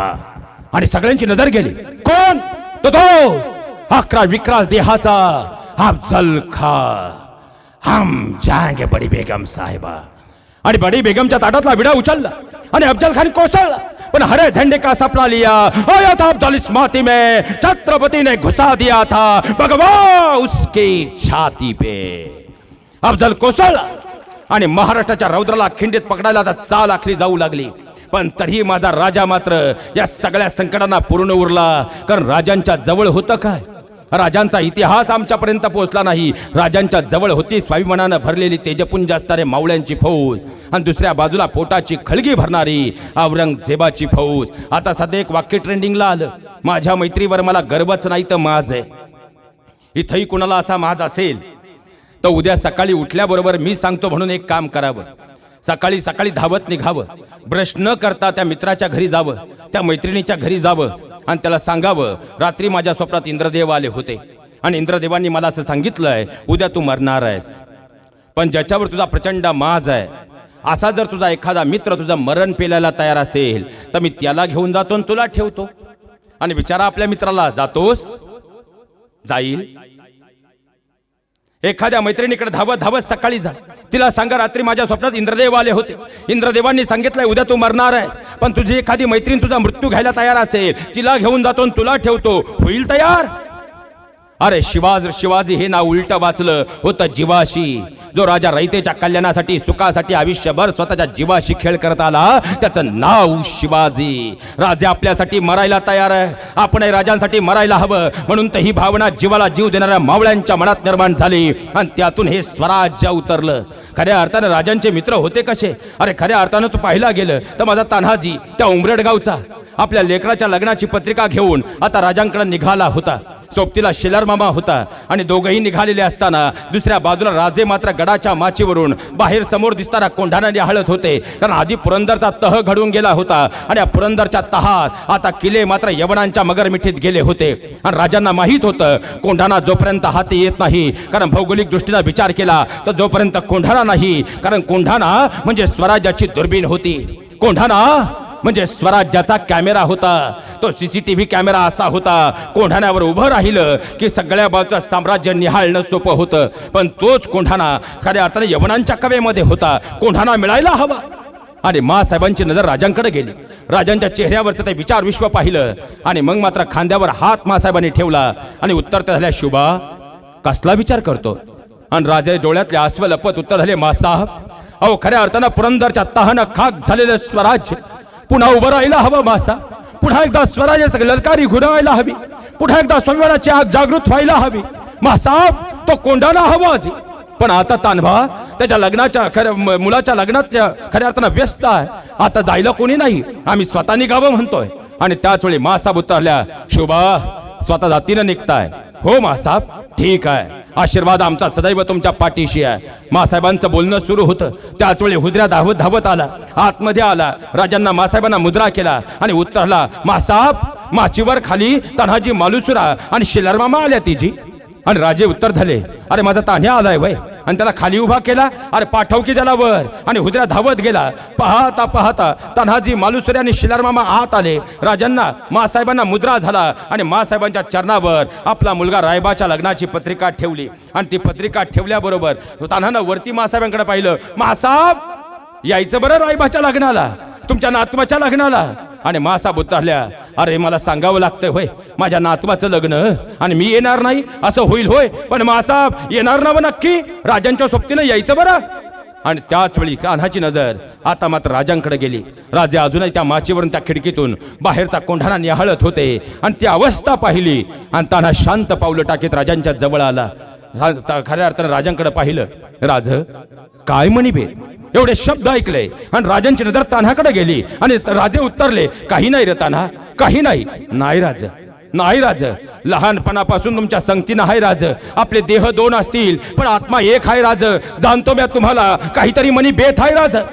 आणि त्याच वेळी राजे उत्तरले, काही नाही रे तान्हा, काही नाही. नाही रे तान्हा, अरे असाच उभा आहे मी, तू ऐकतोय ना व, लग्नाला यायचंय ना व. पण तान्हा मात्र उत्तरला, नाही राज, नाही राज. शेवटी या मालुसुऱ्याच्या तान्ह्याला तुम्ही परख केलं नव, परख केलं नव, नाही सांगणार नव. आणि राजांचा नाईलाज झाला.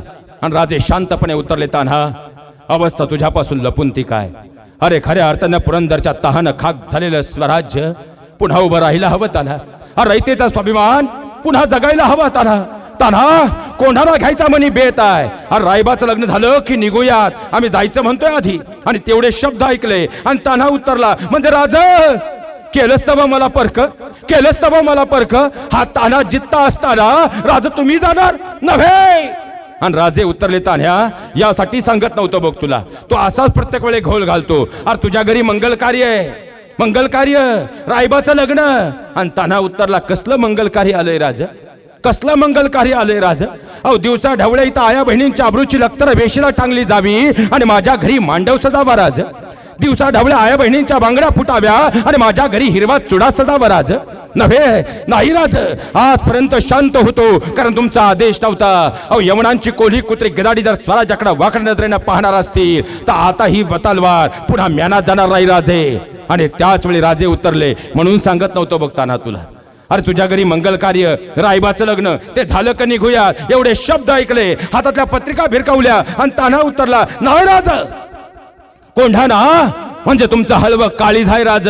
आता आधी लगीन कोंढाण्याचं आणि मग माझ्या रायबाचं. शेवटी राजांचा नाईलाज झाला. शेलार मामाला जवळ घेतलं आणि राजे उतरले, शेलार मामा अहो तुम्ही तरी समजून सांगा किंवा माझ्या तान्ह्याला. आणि त्याचा शेलार मामा पुढे आला, नाही राज, नाही राज, अहो आजपर्यंत आमच्या तलवारी शांत होत्या कारण तुमचा आदेश नव्हता. यवनांची कोल्ही कुत्री गिदाडी जर स्वराज्याकडे वाकड्या नजरेनं पाहणार असतील तर त्यांचा खात्मा केल्या बिगर मागं फिरणार नाही आम्ही. आणि शेवटी राजे उत्तर झाले, ठीक आहे, आता तुळजाईची आण तुम्ही मला घालून स्तब्ध केलंच आहे. पण तान्हा जातोयस खरा, पण जातात सगळेच रे, पण येत नाहीत. खऱ्या अर्थानं माझा जीव या स्वराज्याचा पंचप्राण त्या विजयी गडकोटांमध्ये नाही, तुमच्यामध्ये रे. अरे विजयी होऊन माघारी आहे आणि पहा तापादा ताना माघारी फिरला. युद्धाची खऱ्या अर्थानं आता मात्र चाल करण्याची तयारी सुरू झाली. सोबतीला घेतला बंधू सूर्याजी, सोबतीला होता शेलार मामा. अधिकचे मावळे नेणं धोक्याचं होतं. निवडत 300 मावळे सोबतीला घेतले. चाल आखली गेली. आता चाल कशी, तर इथून निघायचं. पहिल्यांदा खऱ्या अर्थानं कोंढाण्यावर आक्रमण करण्या अगोदर अलीकडे असताना द्रोणागिरी, कारण कोंढाणा घेणं एवढं सोपं नव्हतं. त्या कोंढाण्यावर होती उदयभानची मगरमिठी, सोबतीला 60,000 हसमांची फौज, तोफा, बारूद, बसदियत अखंड. आणि त्याच्या सोबतीला होता त्याचा सेनापती ज्याचं नाव शेरखा. हा तो शेरखा ज्यानं कोकण एक हाती काबीज केलेलं. आता मात्र खऱ्या अर्थानं या कोंढाण्यात मुंगी जाऊ शकत नाही असं बेलगाम संरक्षण या कोंढाण्याच्या भोवती होतं. फक्त मोकळा होता तो द्रोणागिरी. कारण द्रोणागिरी जर कधी कोंढाण्यावर गेलात ना, द्रोणागिरीला अवश्य भेट द्या. सरळ 282 फूट उंच व्यास असणारा द्रोणागिरी, जिथं सरळ मुंगीवर जाऊ शकत नाही. काय येतील मराठे हे उदयभानला माहीत होतं.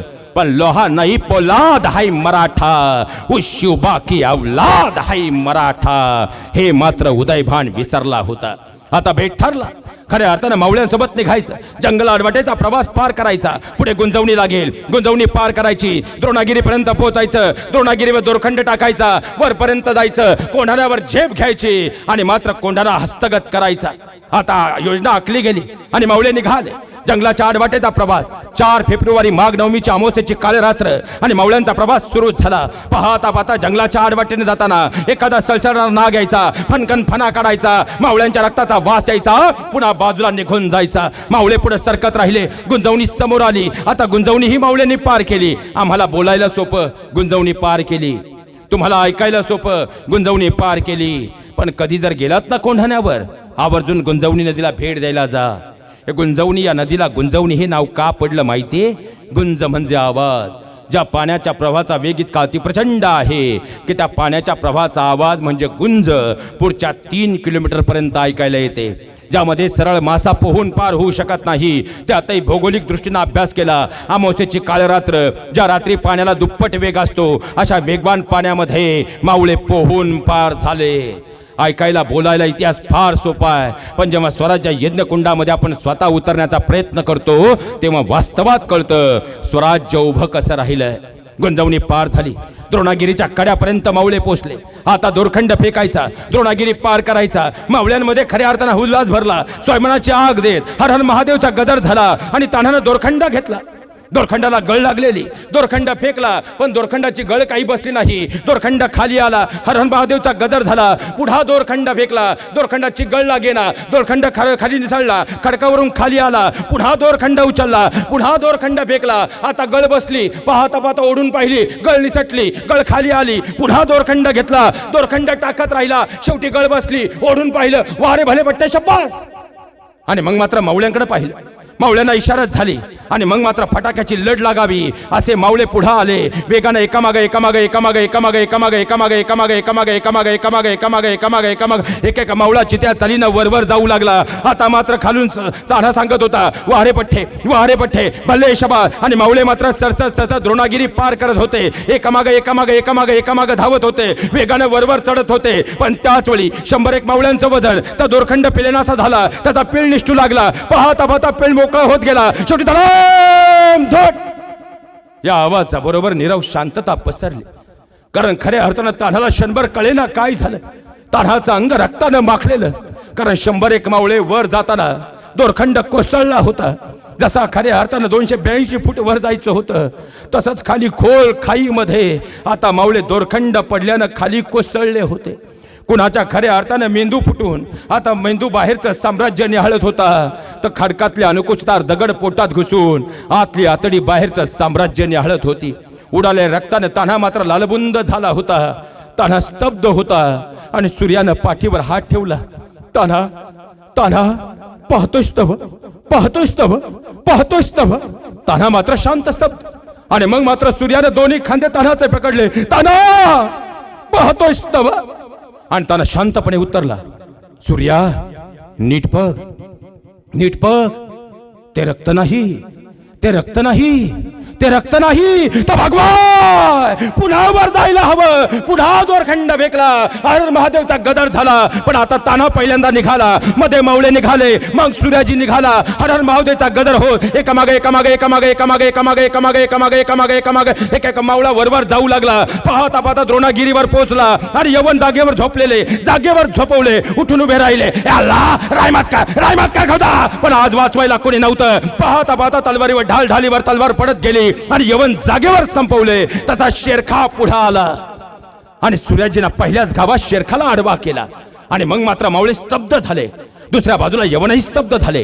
कारण ते दुसऱ्या बाजूने आला होता या कोंढाणाचा विभक्त सम्राट उदयभा. आणि त्या समोर उभा होता सह्याद्रीचा छावा तान्हा.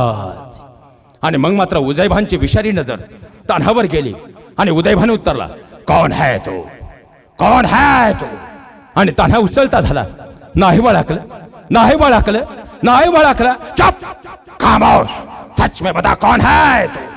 आणि मग मात्र तान्हा उसळला, म्हणजे नाही वळखलं वय. अरे म्या तोच ज्याने कोकणात सूर्याला चचला तो म्या. मतलब तानाजे मालसुरा आहे तू. अरे भाई ओळखलं ना या वाघाला.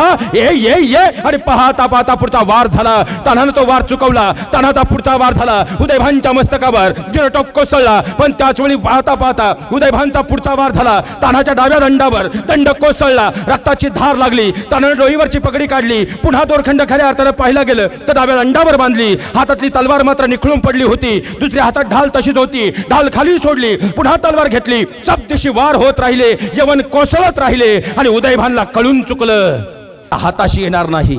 आणि पाठमोऱ्या यवनांना इशारा झाली. आणि पाठमोऱ्या खऱ्या अर्थानं यवनांचे जसे खऱ्या अर्थानं गुळाच्या ढेपेला मुंग्या ढसाव्या असं पाठमोऱ्या सैन्यानं तान्हाच्या पाठीवर वार करायला सुरुवात केली. मावळे तेशानं लढत होते.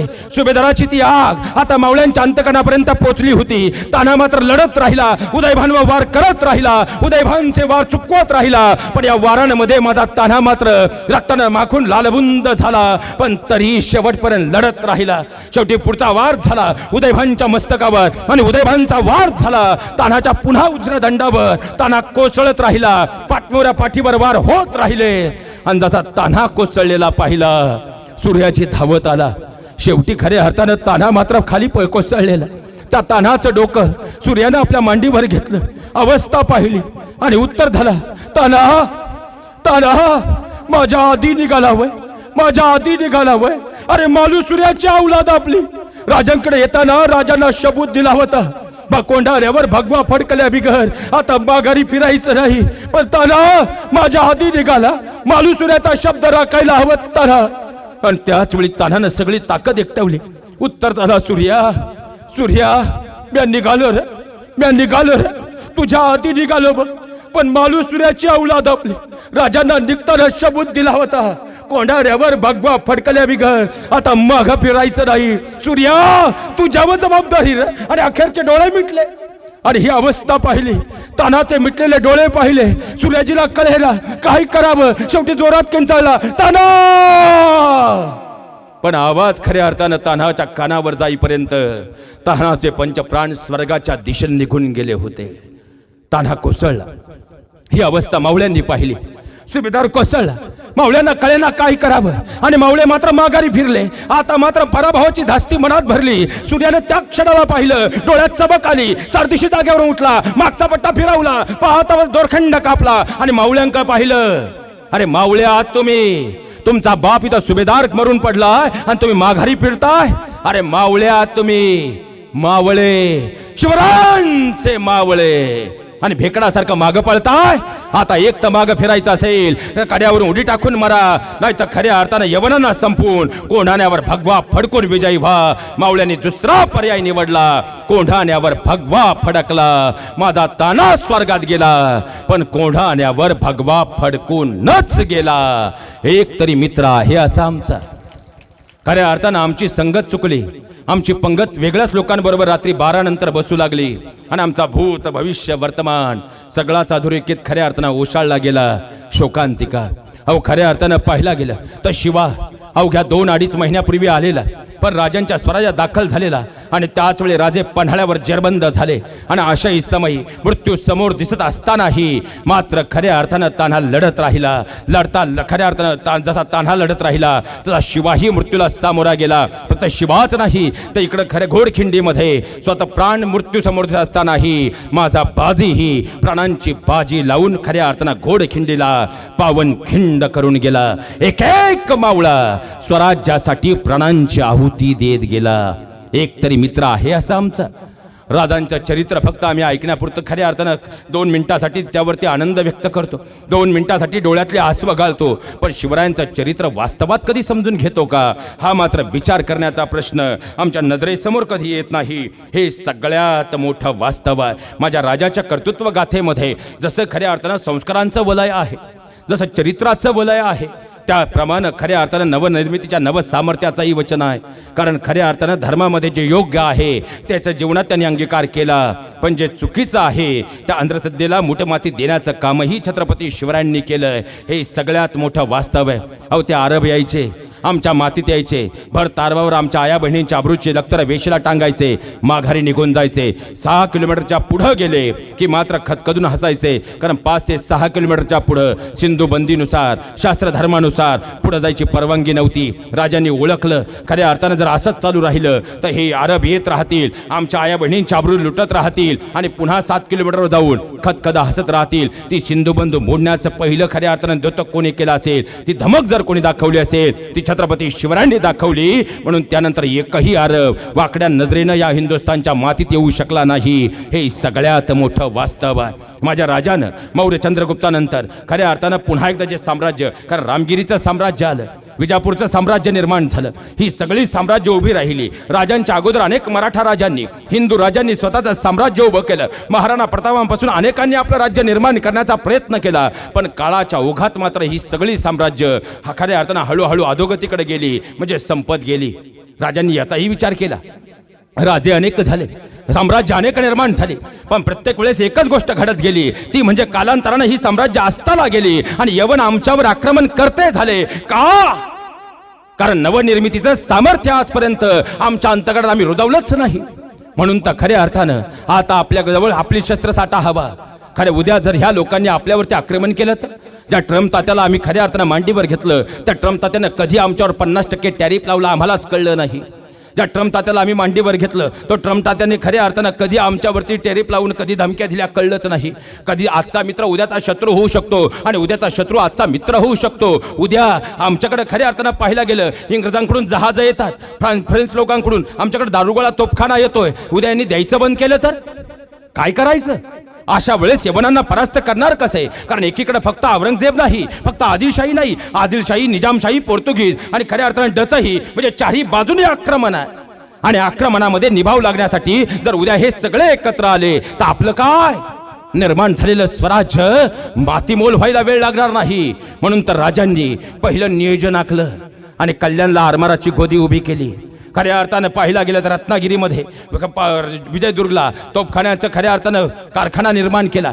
पाहिला गेलं तर माझ्या राजानं आता पहिल्यांदा जहाज असं बनवलं ज्याचं नाव होतं संगमगिरी. आणि जर तुम्ही आजही पाहिला गेलात तर ज्या इंग्रजांकडून आम्हाला जहाज येत होती त्या जहाजाची खऱ्या अर्थानं रूपरेषा पाहिली, ती रचना पाहिली आणि इंग्रजांनी स्वतः खलिता धाडला, तुमची जहाज आम्हाला विकत किंवा भाड्यानं देता का? इथपर्यंत नवनिर्मितीचं सामर्थ्य त्या राजाने निर्माण केलं. म्हणून तेवढ्या वर्षानंतर माझा राजा आजही 394 वर्षानंतर प्रत्येकाच्या अंतःकरणात आहे. हे सगळ्यात मोठं वास्तव आहे. राजाचं कर्तृत्व गाथा, माझ्या शिवरायांची खऱ्या अर्थाने ही कर्तृत्व गाथा, जशी राजांची कर्तृत्व गाथा तसं आता बलिदान मास सुरू आहे. कसं जगावं शिकवणारे शिवराय आहे आणि खऱ्या अर्थानं जर पाहिला गेलं तर कसं मरावं हे सांगणारे शंभूराजे आहे. जगण्याचा खऱ्या अर्थानं हा प्रवास, चिरंतन प्रवास शिवरायांच्या रूपानं पाहायला मिळतो. पण शिवरायांचा प्रवासाच्या पूर्णत्वाकडे नेताना मृत्यूचा कळस कसा करावा, धर्मासाठी कसं जगावं आणि कसं मरावं हे ज्यांच्याकडून शिकायला मिळतं ते म्हणजे शंभूराज आहेत. कारण माझ्या राजानं 750 वर्षाचा अंधकार हटवला आणि माझ्या शंभूराजानं उण्यापुऱ्या 32 वर्षाच्या आयुष्यामध्ये खऱ्या अर्थानं त्या पराक्रमाच्या गाथेला कळस रूप दिलं.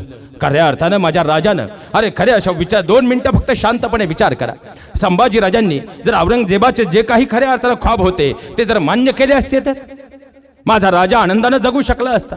माझा राजानं खऱ्या अर्थानं औरंगजेबाचं मत मान्य केलं असतं. माझा राजा सुखानं जगू शकला असला. पण ती भगव्याची अस्मिता राजांना खुणावत राहिली आणि स्वराज्याची आग राजांना स्वस्थ बसू देत नव्हती. कारण खऱ्या अर्थानं निष्ठेचं, संस्काराचं, स्वाभिमानाचं आणि स्वातंत्र्याचं राज्य माझ्या वडिलांनी उभं केलंय, ते सामर्थ्य पुढे न्यायला हवं ही भावना शंभूराजांच्या मनात होती.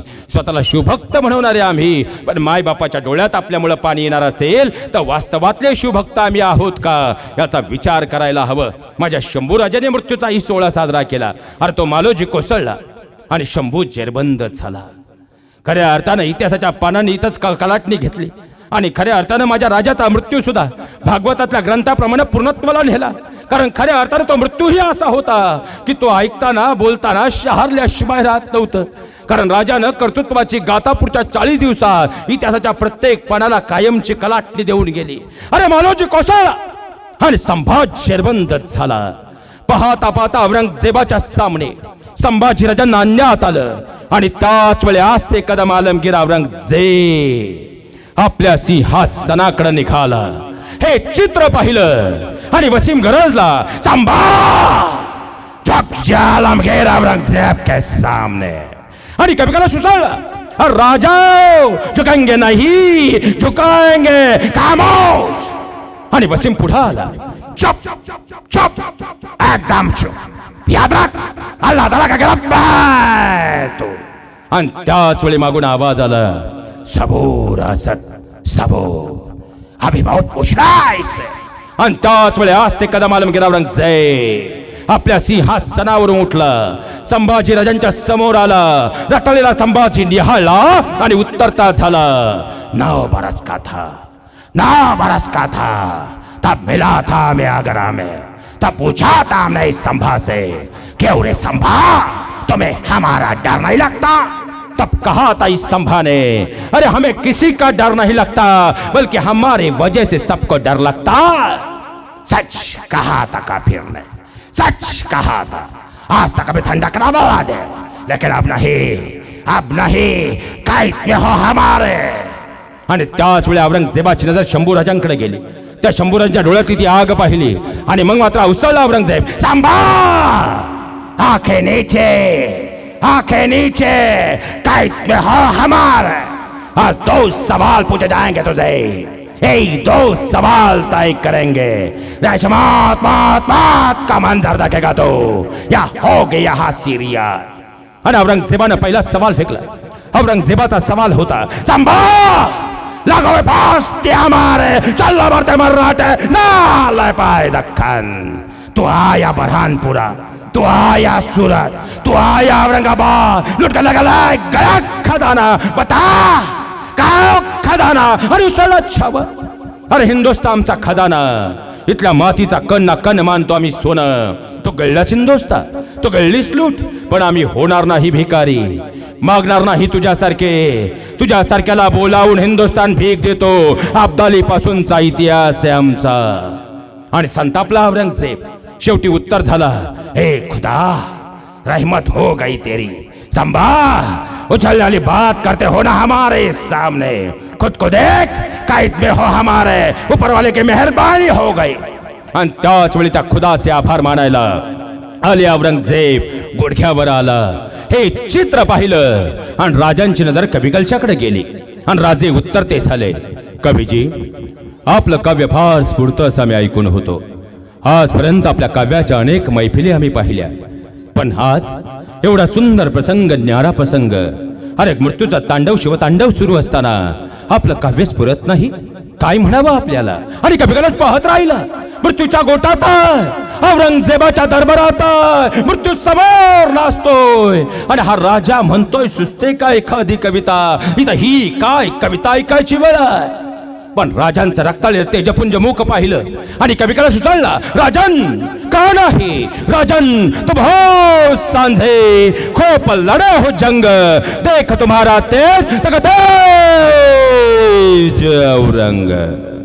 राजे काय लढलं तुम्ही जंग, राजे काय तुमचं ते सामर्थ्य, तुमचं तेज आणि सामर्थ्य पाहून आलमगीर सुद्धा तुमच्या समोर वाकलाय राज आहे, खामोश। आणि औरंगजेब उभा ठाकला, चुप चुप एकदम चुप, याद रख कैद में हो हमारे। अब आखिरी सवाल पूछूंगा संभा तुझे, यही सवाल तय करेगा रेशमात मात का मंजर देखेगा तू या हो गया हा सीरिया। आणि औरंगजेबाने दुसरा सवाल फेकला। औरंगजेबाचा सवाल होता, संभा अरे लाखों के फौज मेरे 3 4 5 बार आया दक्खन, बड़े बड़े अंगूर खाए ना मिला दक्खन। लाखों के फौज लेके आया, लाखों के फौज लेके आया, 5 दक्खन, हजारों चुल्ली भरते मर्राटे ना ले पाए। क्यों? हमारे हशम जरूर शामिल हुए होंगे तुम्हें, बता छोड़ दूंगा यहाँ से, मेरे कौन कौन से हशम शामिल थे तुम्हें? अरे उसला छावा, अरे तत्तासाठी रक्तावर उलटणारी जात नाही रामची। आई भवानीचे पुते आम्ही, झुंजू इथं मरू इथं, याद रख वाघाचे बचडे जगतात सुद्धा वाघासारखे, आणि मृत्यू समोर असेल तर मरतातही वाघासारखे, नको लागूच दादा। शेवटी तरफडला औरंगजेब आणि तरफडलेल्या औरंगजेबानं फरमान सोडलं, ले जाओ इसे हमारे नजरों के सामने से, निकाल दो इसकी आंखें, ऐ आंखें जलाती हमें बार, काट डाल उसकी जबान, ऐ जबान बोलती बहुत है, काट डाल के हाथ, जो हाथ फाला नष्ट हमारे सामने है, काट डाल उसके पैर, जिसके घुटने टके नष्ट हमारे सामने है। आणि पाहता पाहता वडबुद्रुक तुळापूरचा वस्तंभ सजला गेला।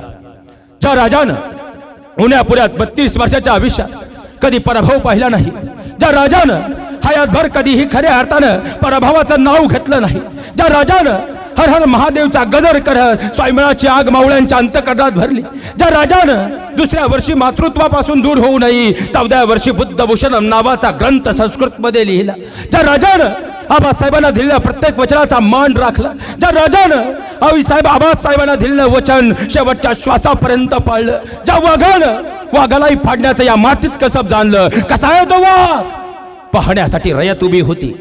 आणि खऱ्या अर्थानं माझा राजा साखळण्यात बांधलेला, कांचण्यात जखडलेला, वाघाच्या मर्दानी पावलांनी एक एक पाऊल आता वडबुद्रुक तुळापूरच्या वस्तंभाकडे टाकत होता। सदेचा अंमल सुरू व्हायचा होता।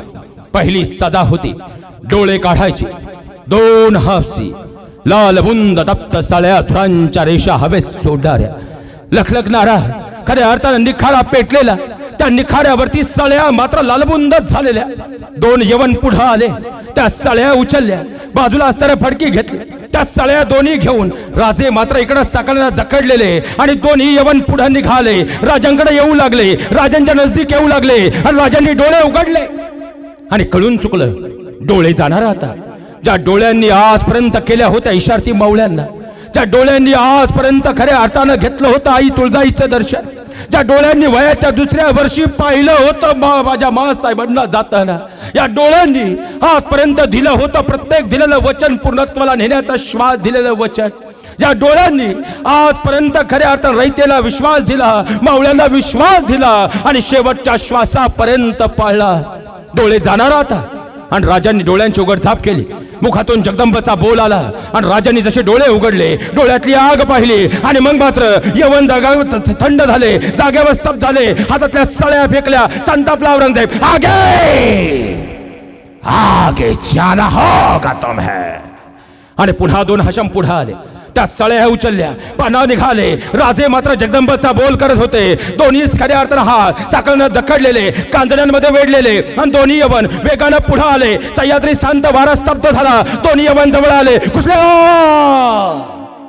अरे आमच्या बोटाला लागलं तर आई ग म्हणणारे आम्ही, आमच्या पायाला चालताना ठेस लागली तर 2 दिवस पाय धरणारे आम्ही, थोडीशी जखम झाली तरी खऱ्या अर्थानं अंथरून धरणारे आम्ही. माझ्या राजाच्या डोळ्यात आग ओकणाऱ्या सळ्या गेल्या. सळ्या गेल्याच नाही, उघड्या बुंद असणाऱ्या डोळ्यात त्या फिरत राहिल्या आणि खोमण्या जळून खाक होऊन त्यातून फक्त दर्प बाहेर पडत राहिला. अशाही या परिस्थितीमध्ये ज्वलंत ज्वलंत निखाऱ्यांमध्ये माझा राजा हसत हसत जगदंबचा बोल करत राहिला.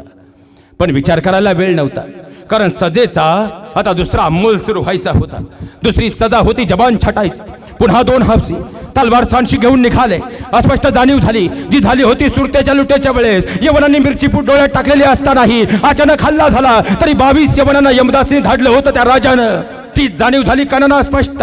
यवन येतात आणि कळून चुकलं, जीभ जाणार आता.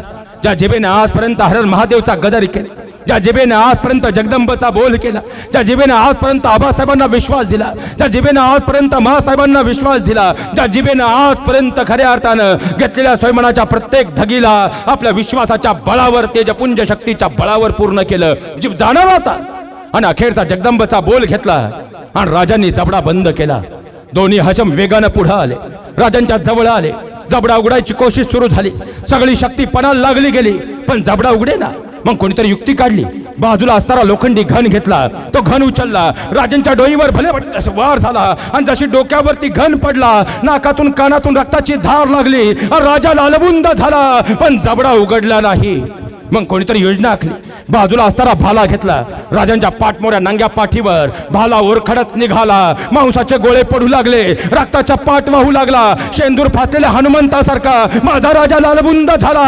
आशा होती जबडा उघडे, जबडा उघडलाच नाही. मग कोणीतरी बाजूची तलवार उचलली. मेनातली तलवार बाहेर आली. पाठमोऱ्या पाठीवर सपसप वार होत राहिले. रक्तात चिळकंड्या उडाल्या. आता रक्ताचा पाठ वाहत राहिला. आशा होती जबडा उघडेल, उघडलाच नाही. मग कोणीतरी पुन्हा तो घन उचलला. राजांच्या डोईवर घनाचा वार होत राहिला. अरे डोळ्याच्या खोमण्यात जळून खाक झालेल्या. पण अशाही परिस्थितीमध्ये माझ्या राजाचा जबडा मात्र उघडला नाही. वर लोखंडी घनाचे घाव होत राहिले. आशा होती जबडा उघडेल, उघडलाच नाही. पाठीवर भाला ओरखडत निघाला. आशा होती जबडा उघडेल, उघडलाच नाही. पाठीवर तलवारीचे वार होत राहिले. आशा होती जबडा उघडेल, उघडलाच नाही. डोईवर लोखंडी घणाचे घाव होत राहिले. आशा होती जबडा उघडेल, उघडलाच नाही. अरे उघडा कसा? वाघाचा जबडा वाघाच्या तोंडात घालून हात मोजती अवकाश सांगणाऱ्या माझ्या शिवसूर्याचा पुत्र सर्जा संभाचा जबडा उडल कसा? मग कोणीतरी योजना आखली. शक्ती खऱ्या अर्थानं वापरायचा प्रयत्न आता कमी करू लागले आणि बुद्धीचा वापर केला. स्वसाठी जुगलबल्ला पाहिजे, स्वसाठी जुगलबल्ला पाहिजे. संधीचा घेतला फायदा. गेली सांशी, ओढली जीप, सब रक्तात चळकांड्या यातनांचा हौदोस पेटला आणि राजांची जीभ वळवळत पडली. 1 दिवस 2 दिवस 3 दिवस नाही, 13 दिवस राजांची अवस्था हाल पाहिले आणि बसल्या जागेवर कवी कलशानं अखेरची मान टाकली. कोणीतरी यायचं, खऱ्या अर्थानं राजांच्या अंगावर थुंकून जायचं. कोणीतरी यायचं, अरे उकळतं पाणी राजाच्या राहिलेल्या धडावर टाकून जायचं. कोणीतरी यायचं, बोकड सोलावं असं राजांचं कातडं सोलायचं. कोणीतरी यायचं, मांसाचे लगदे तोडून कुत्र्या गिदडांना घालायचं. कोणीतरी यायचं, अंगावर थुकायचं, मोठमोठ्याने हसायचं आणि उसळतं व्हायचं. आज हमारे पास, आज हमारे पास सबसे बडी जागीर देंगे तुम्हें बादशाह. कुचितपणे म्हणायचं, निघून जायचं. अरे 1 2 3 4 5 6 7 नाही, तब्बल 40 दिवस माझा राजा यातनांचा नंगा नाच सहन करत राहिला, पण वाकला नाही, झुकला नाही, नमला नाही. शेवटी तो औरंगजेब सुद्धा म्हणत राहिला, सचमुच छावा है छावा शेर का, हम आंखें निकाल दे उसकी मगर उसकी आंखें झुके नहीं हमारे सामने. हमने जबान काट दी उसकी मगर आखिर तक नहीं मांगे उसने रहमत के बल हमारे सामने. हमने हाथ काट दे उसके मगर उसने हाथ हमारे सामने. हमने पाँव काट दिए उसके मगर आखिर तक नहीं टका उसका घटाई हमारे सामने. छावा है छावा शेर का, होंगे कभी कामयाब, ऐसे खाली हात लौटना पडेगा त्याला. माझ्या संताधनानं ते भाग्य मिळूच दिलं नाही. महाराष्ट्राच्या मातीत औरंगजेबाची कबर गाडली आणि माझा राजा मात्र मृत्यूचंही खऱ्या अर्थानं सोहळा करून स्वर्गाच्या दिशेने रम्माण झाला. तो बलिदान मास सध्या सुरू आहे. माझ्या राजानं भगव्याच्या स्वराज्याच्या अस्मितेसाठी आपल्या प्राणांची आहुती दिली. कमीत कमी माझ्या राजानंतर या बलिदान मासाच्या निमित्तानं त्याची आठवण आपण ठेवावी एवढी अपेक्षा या ठिकाणी व्यक्त करतो. साधारणपणे 9चा सुमार झालेला आहे. खऱ्या अर्थाने वेळेची मर्यादा आहे आणि त्या मर्यादेचं पालन करत त्या मर्यादे रेषेवरती छत्रपती शिवरायांच्या चरणावर नतमस्तक होत समस्त संयोजक आयोजक कमिटी आपणा सर्वांचे या ठिकाणी ऋण व्यक्त करतो आणि माझ्या वाणीला याच व्यासपीठावर पूर्णविराम देतो. छत्रपती शिवाजी महाराज की जय. रामकृष्ण हरी. जय शिवराज. धन्यवाद.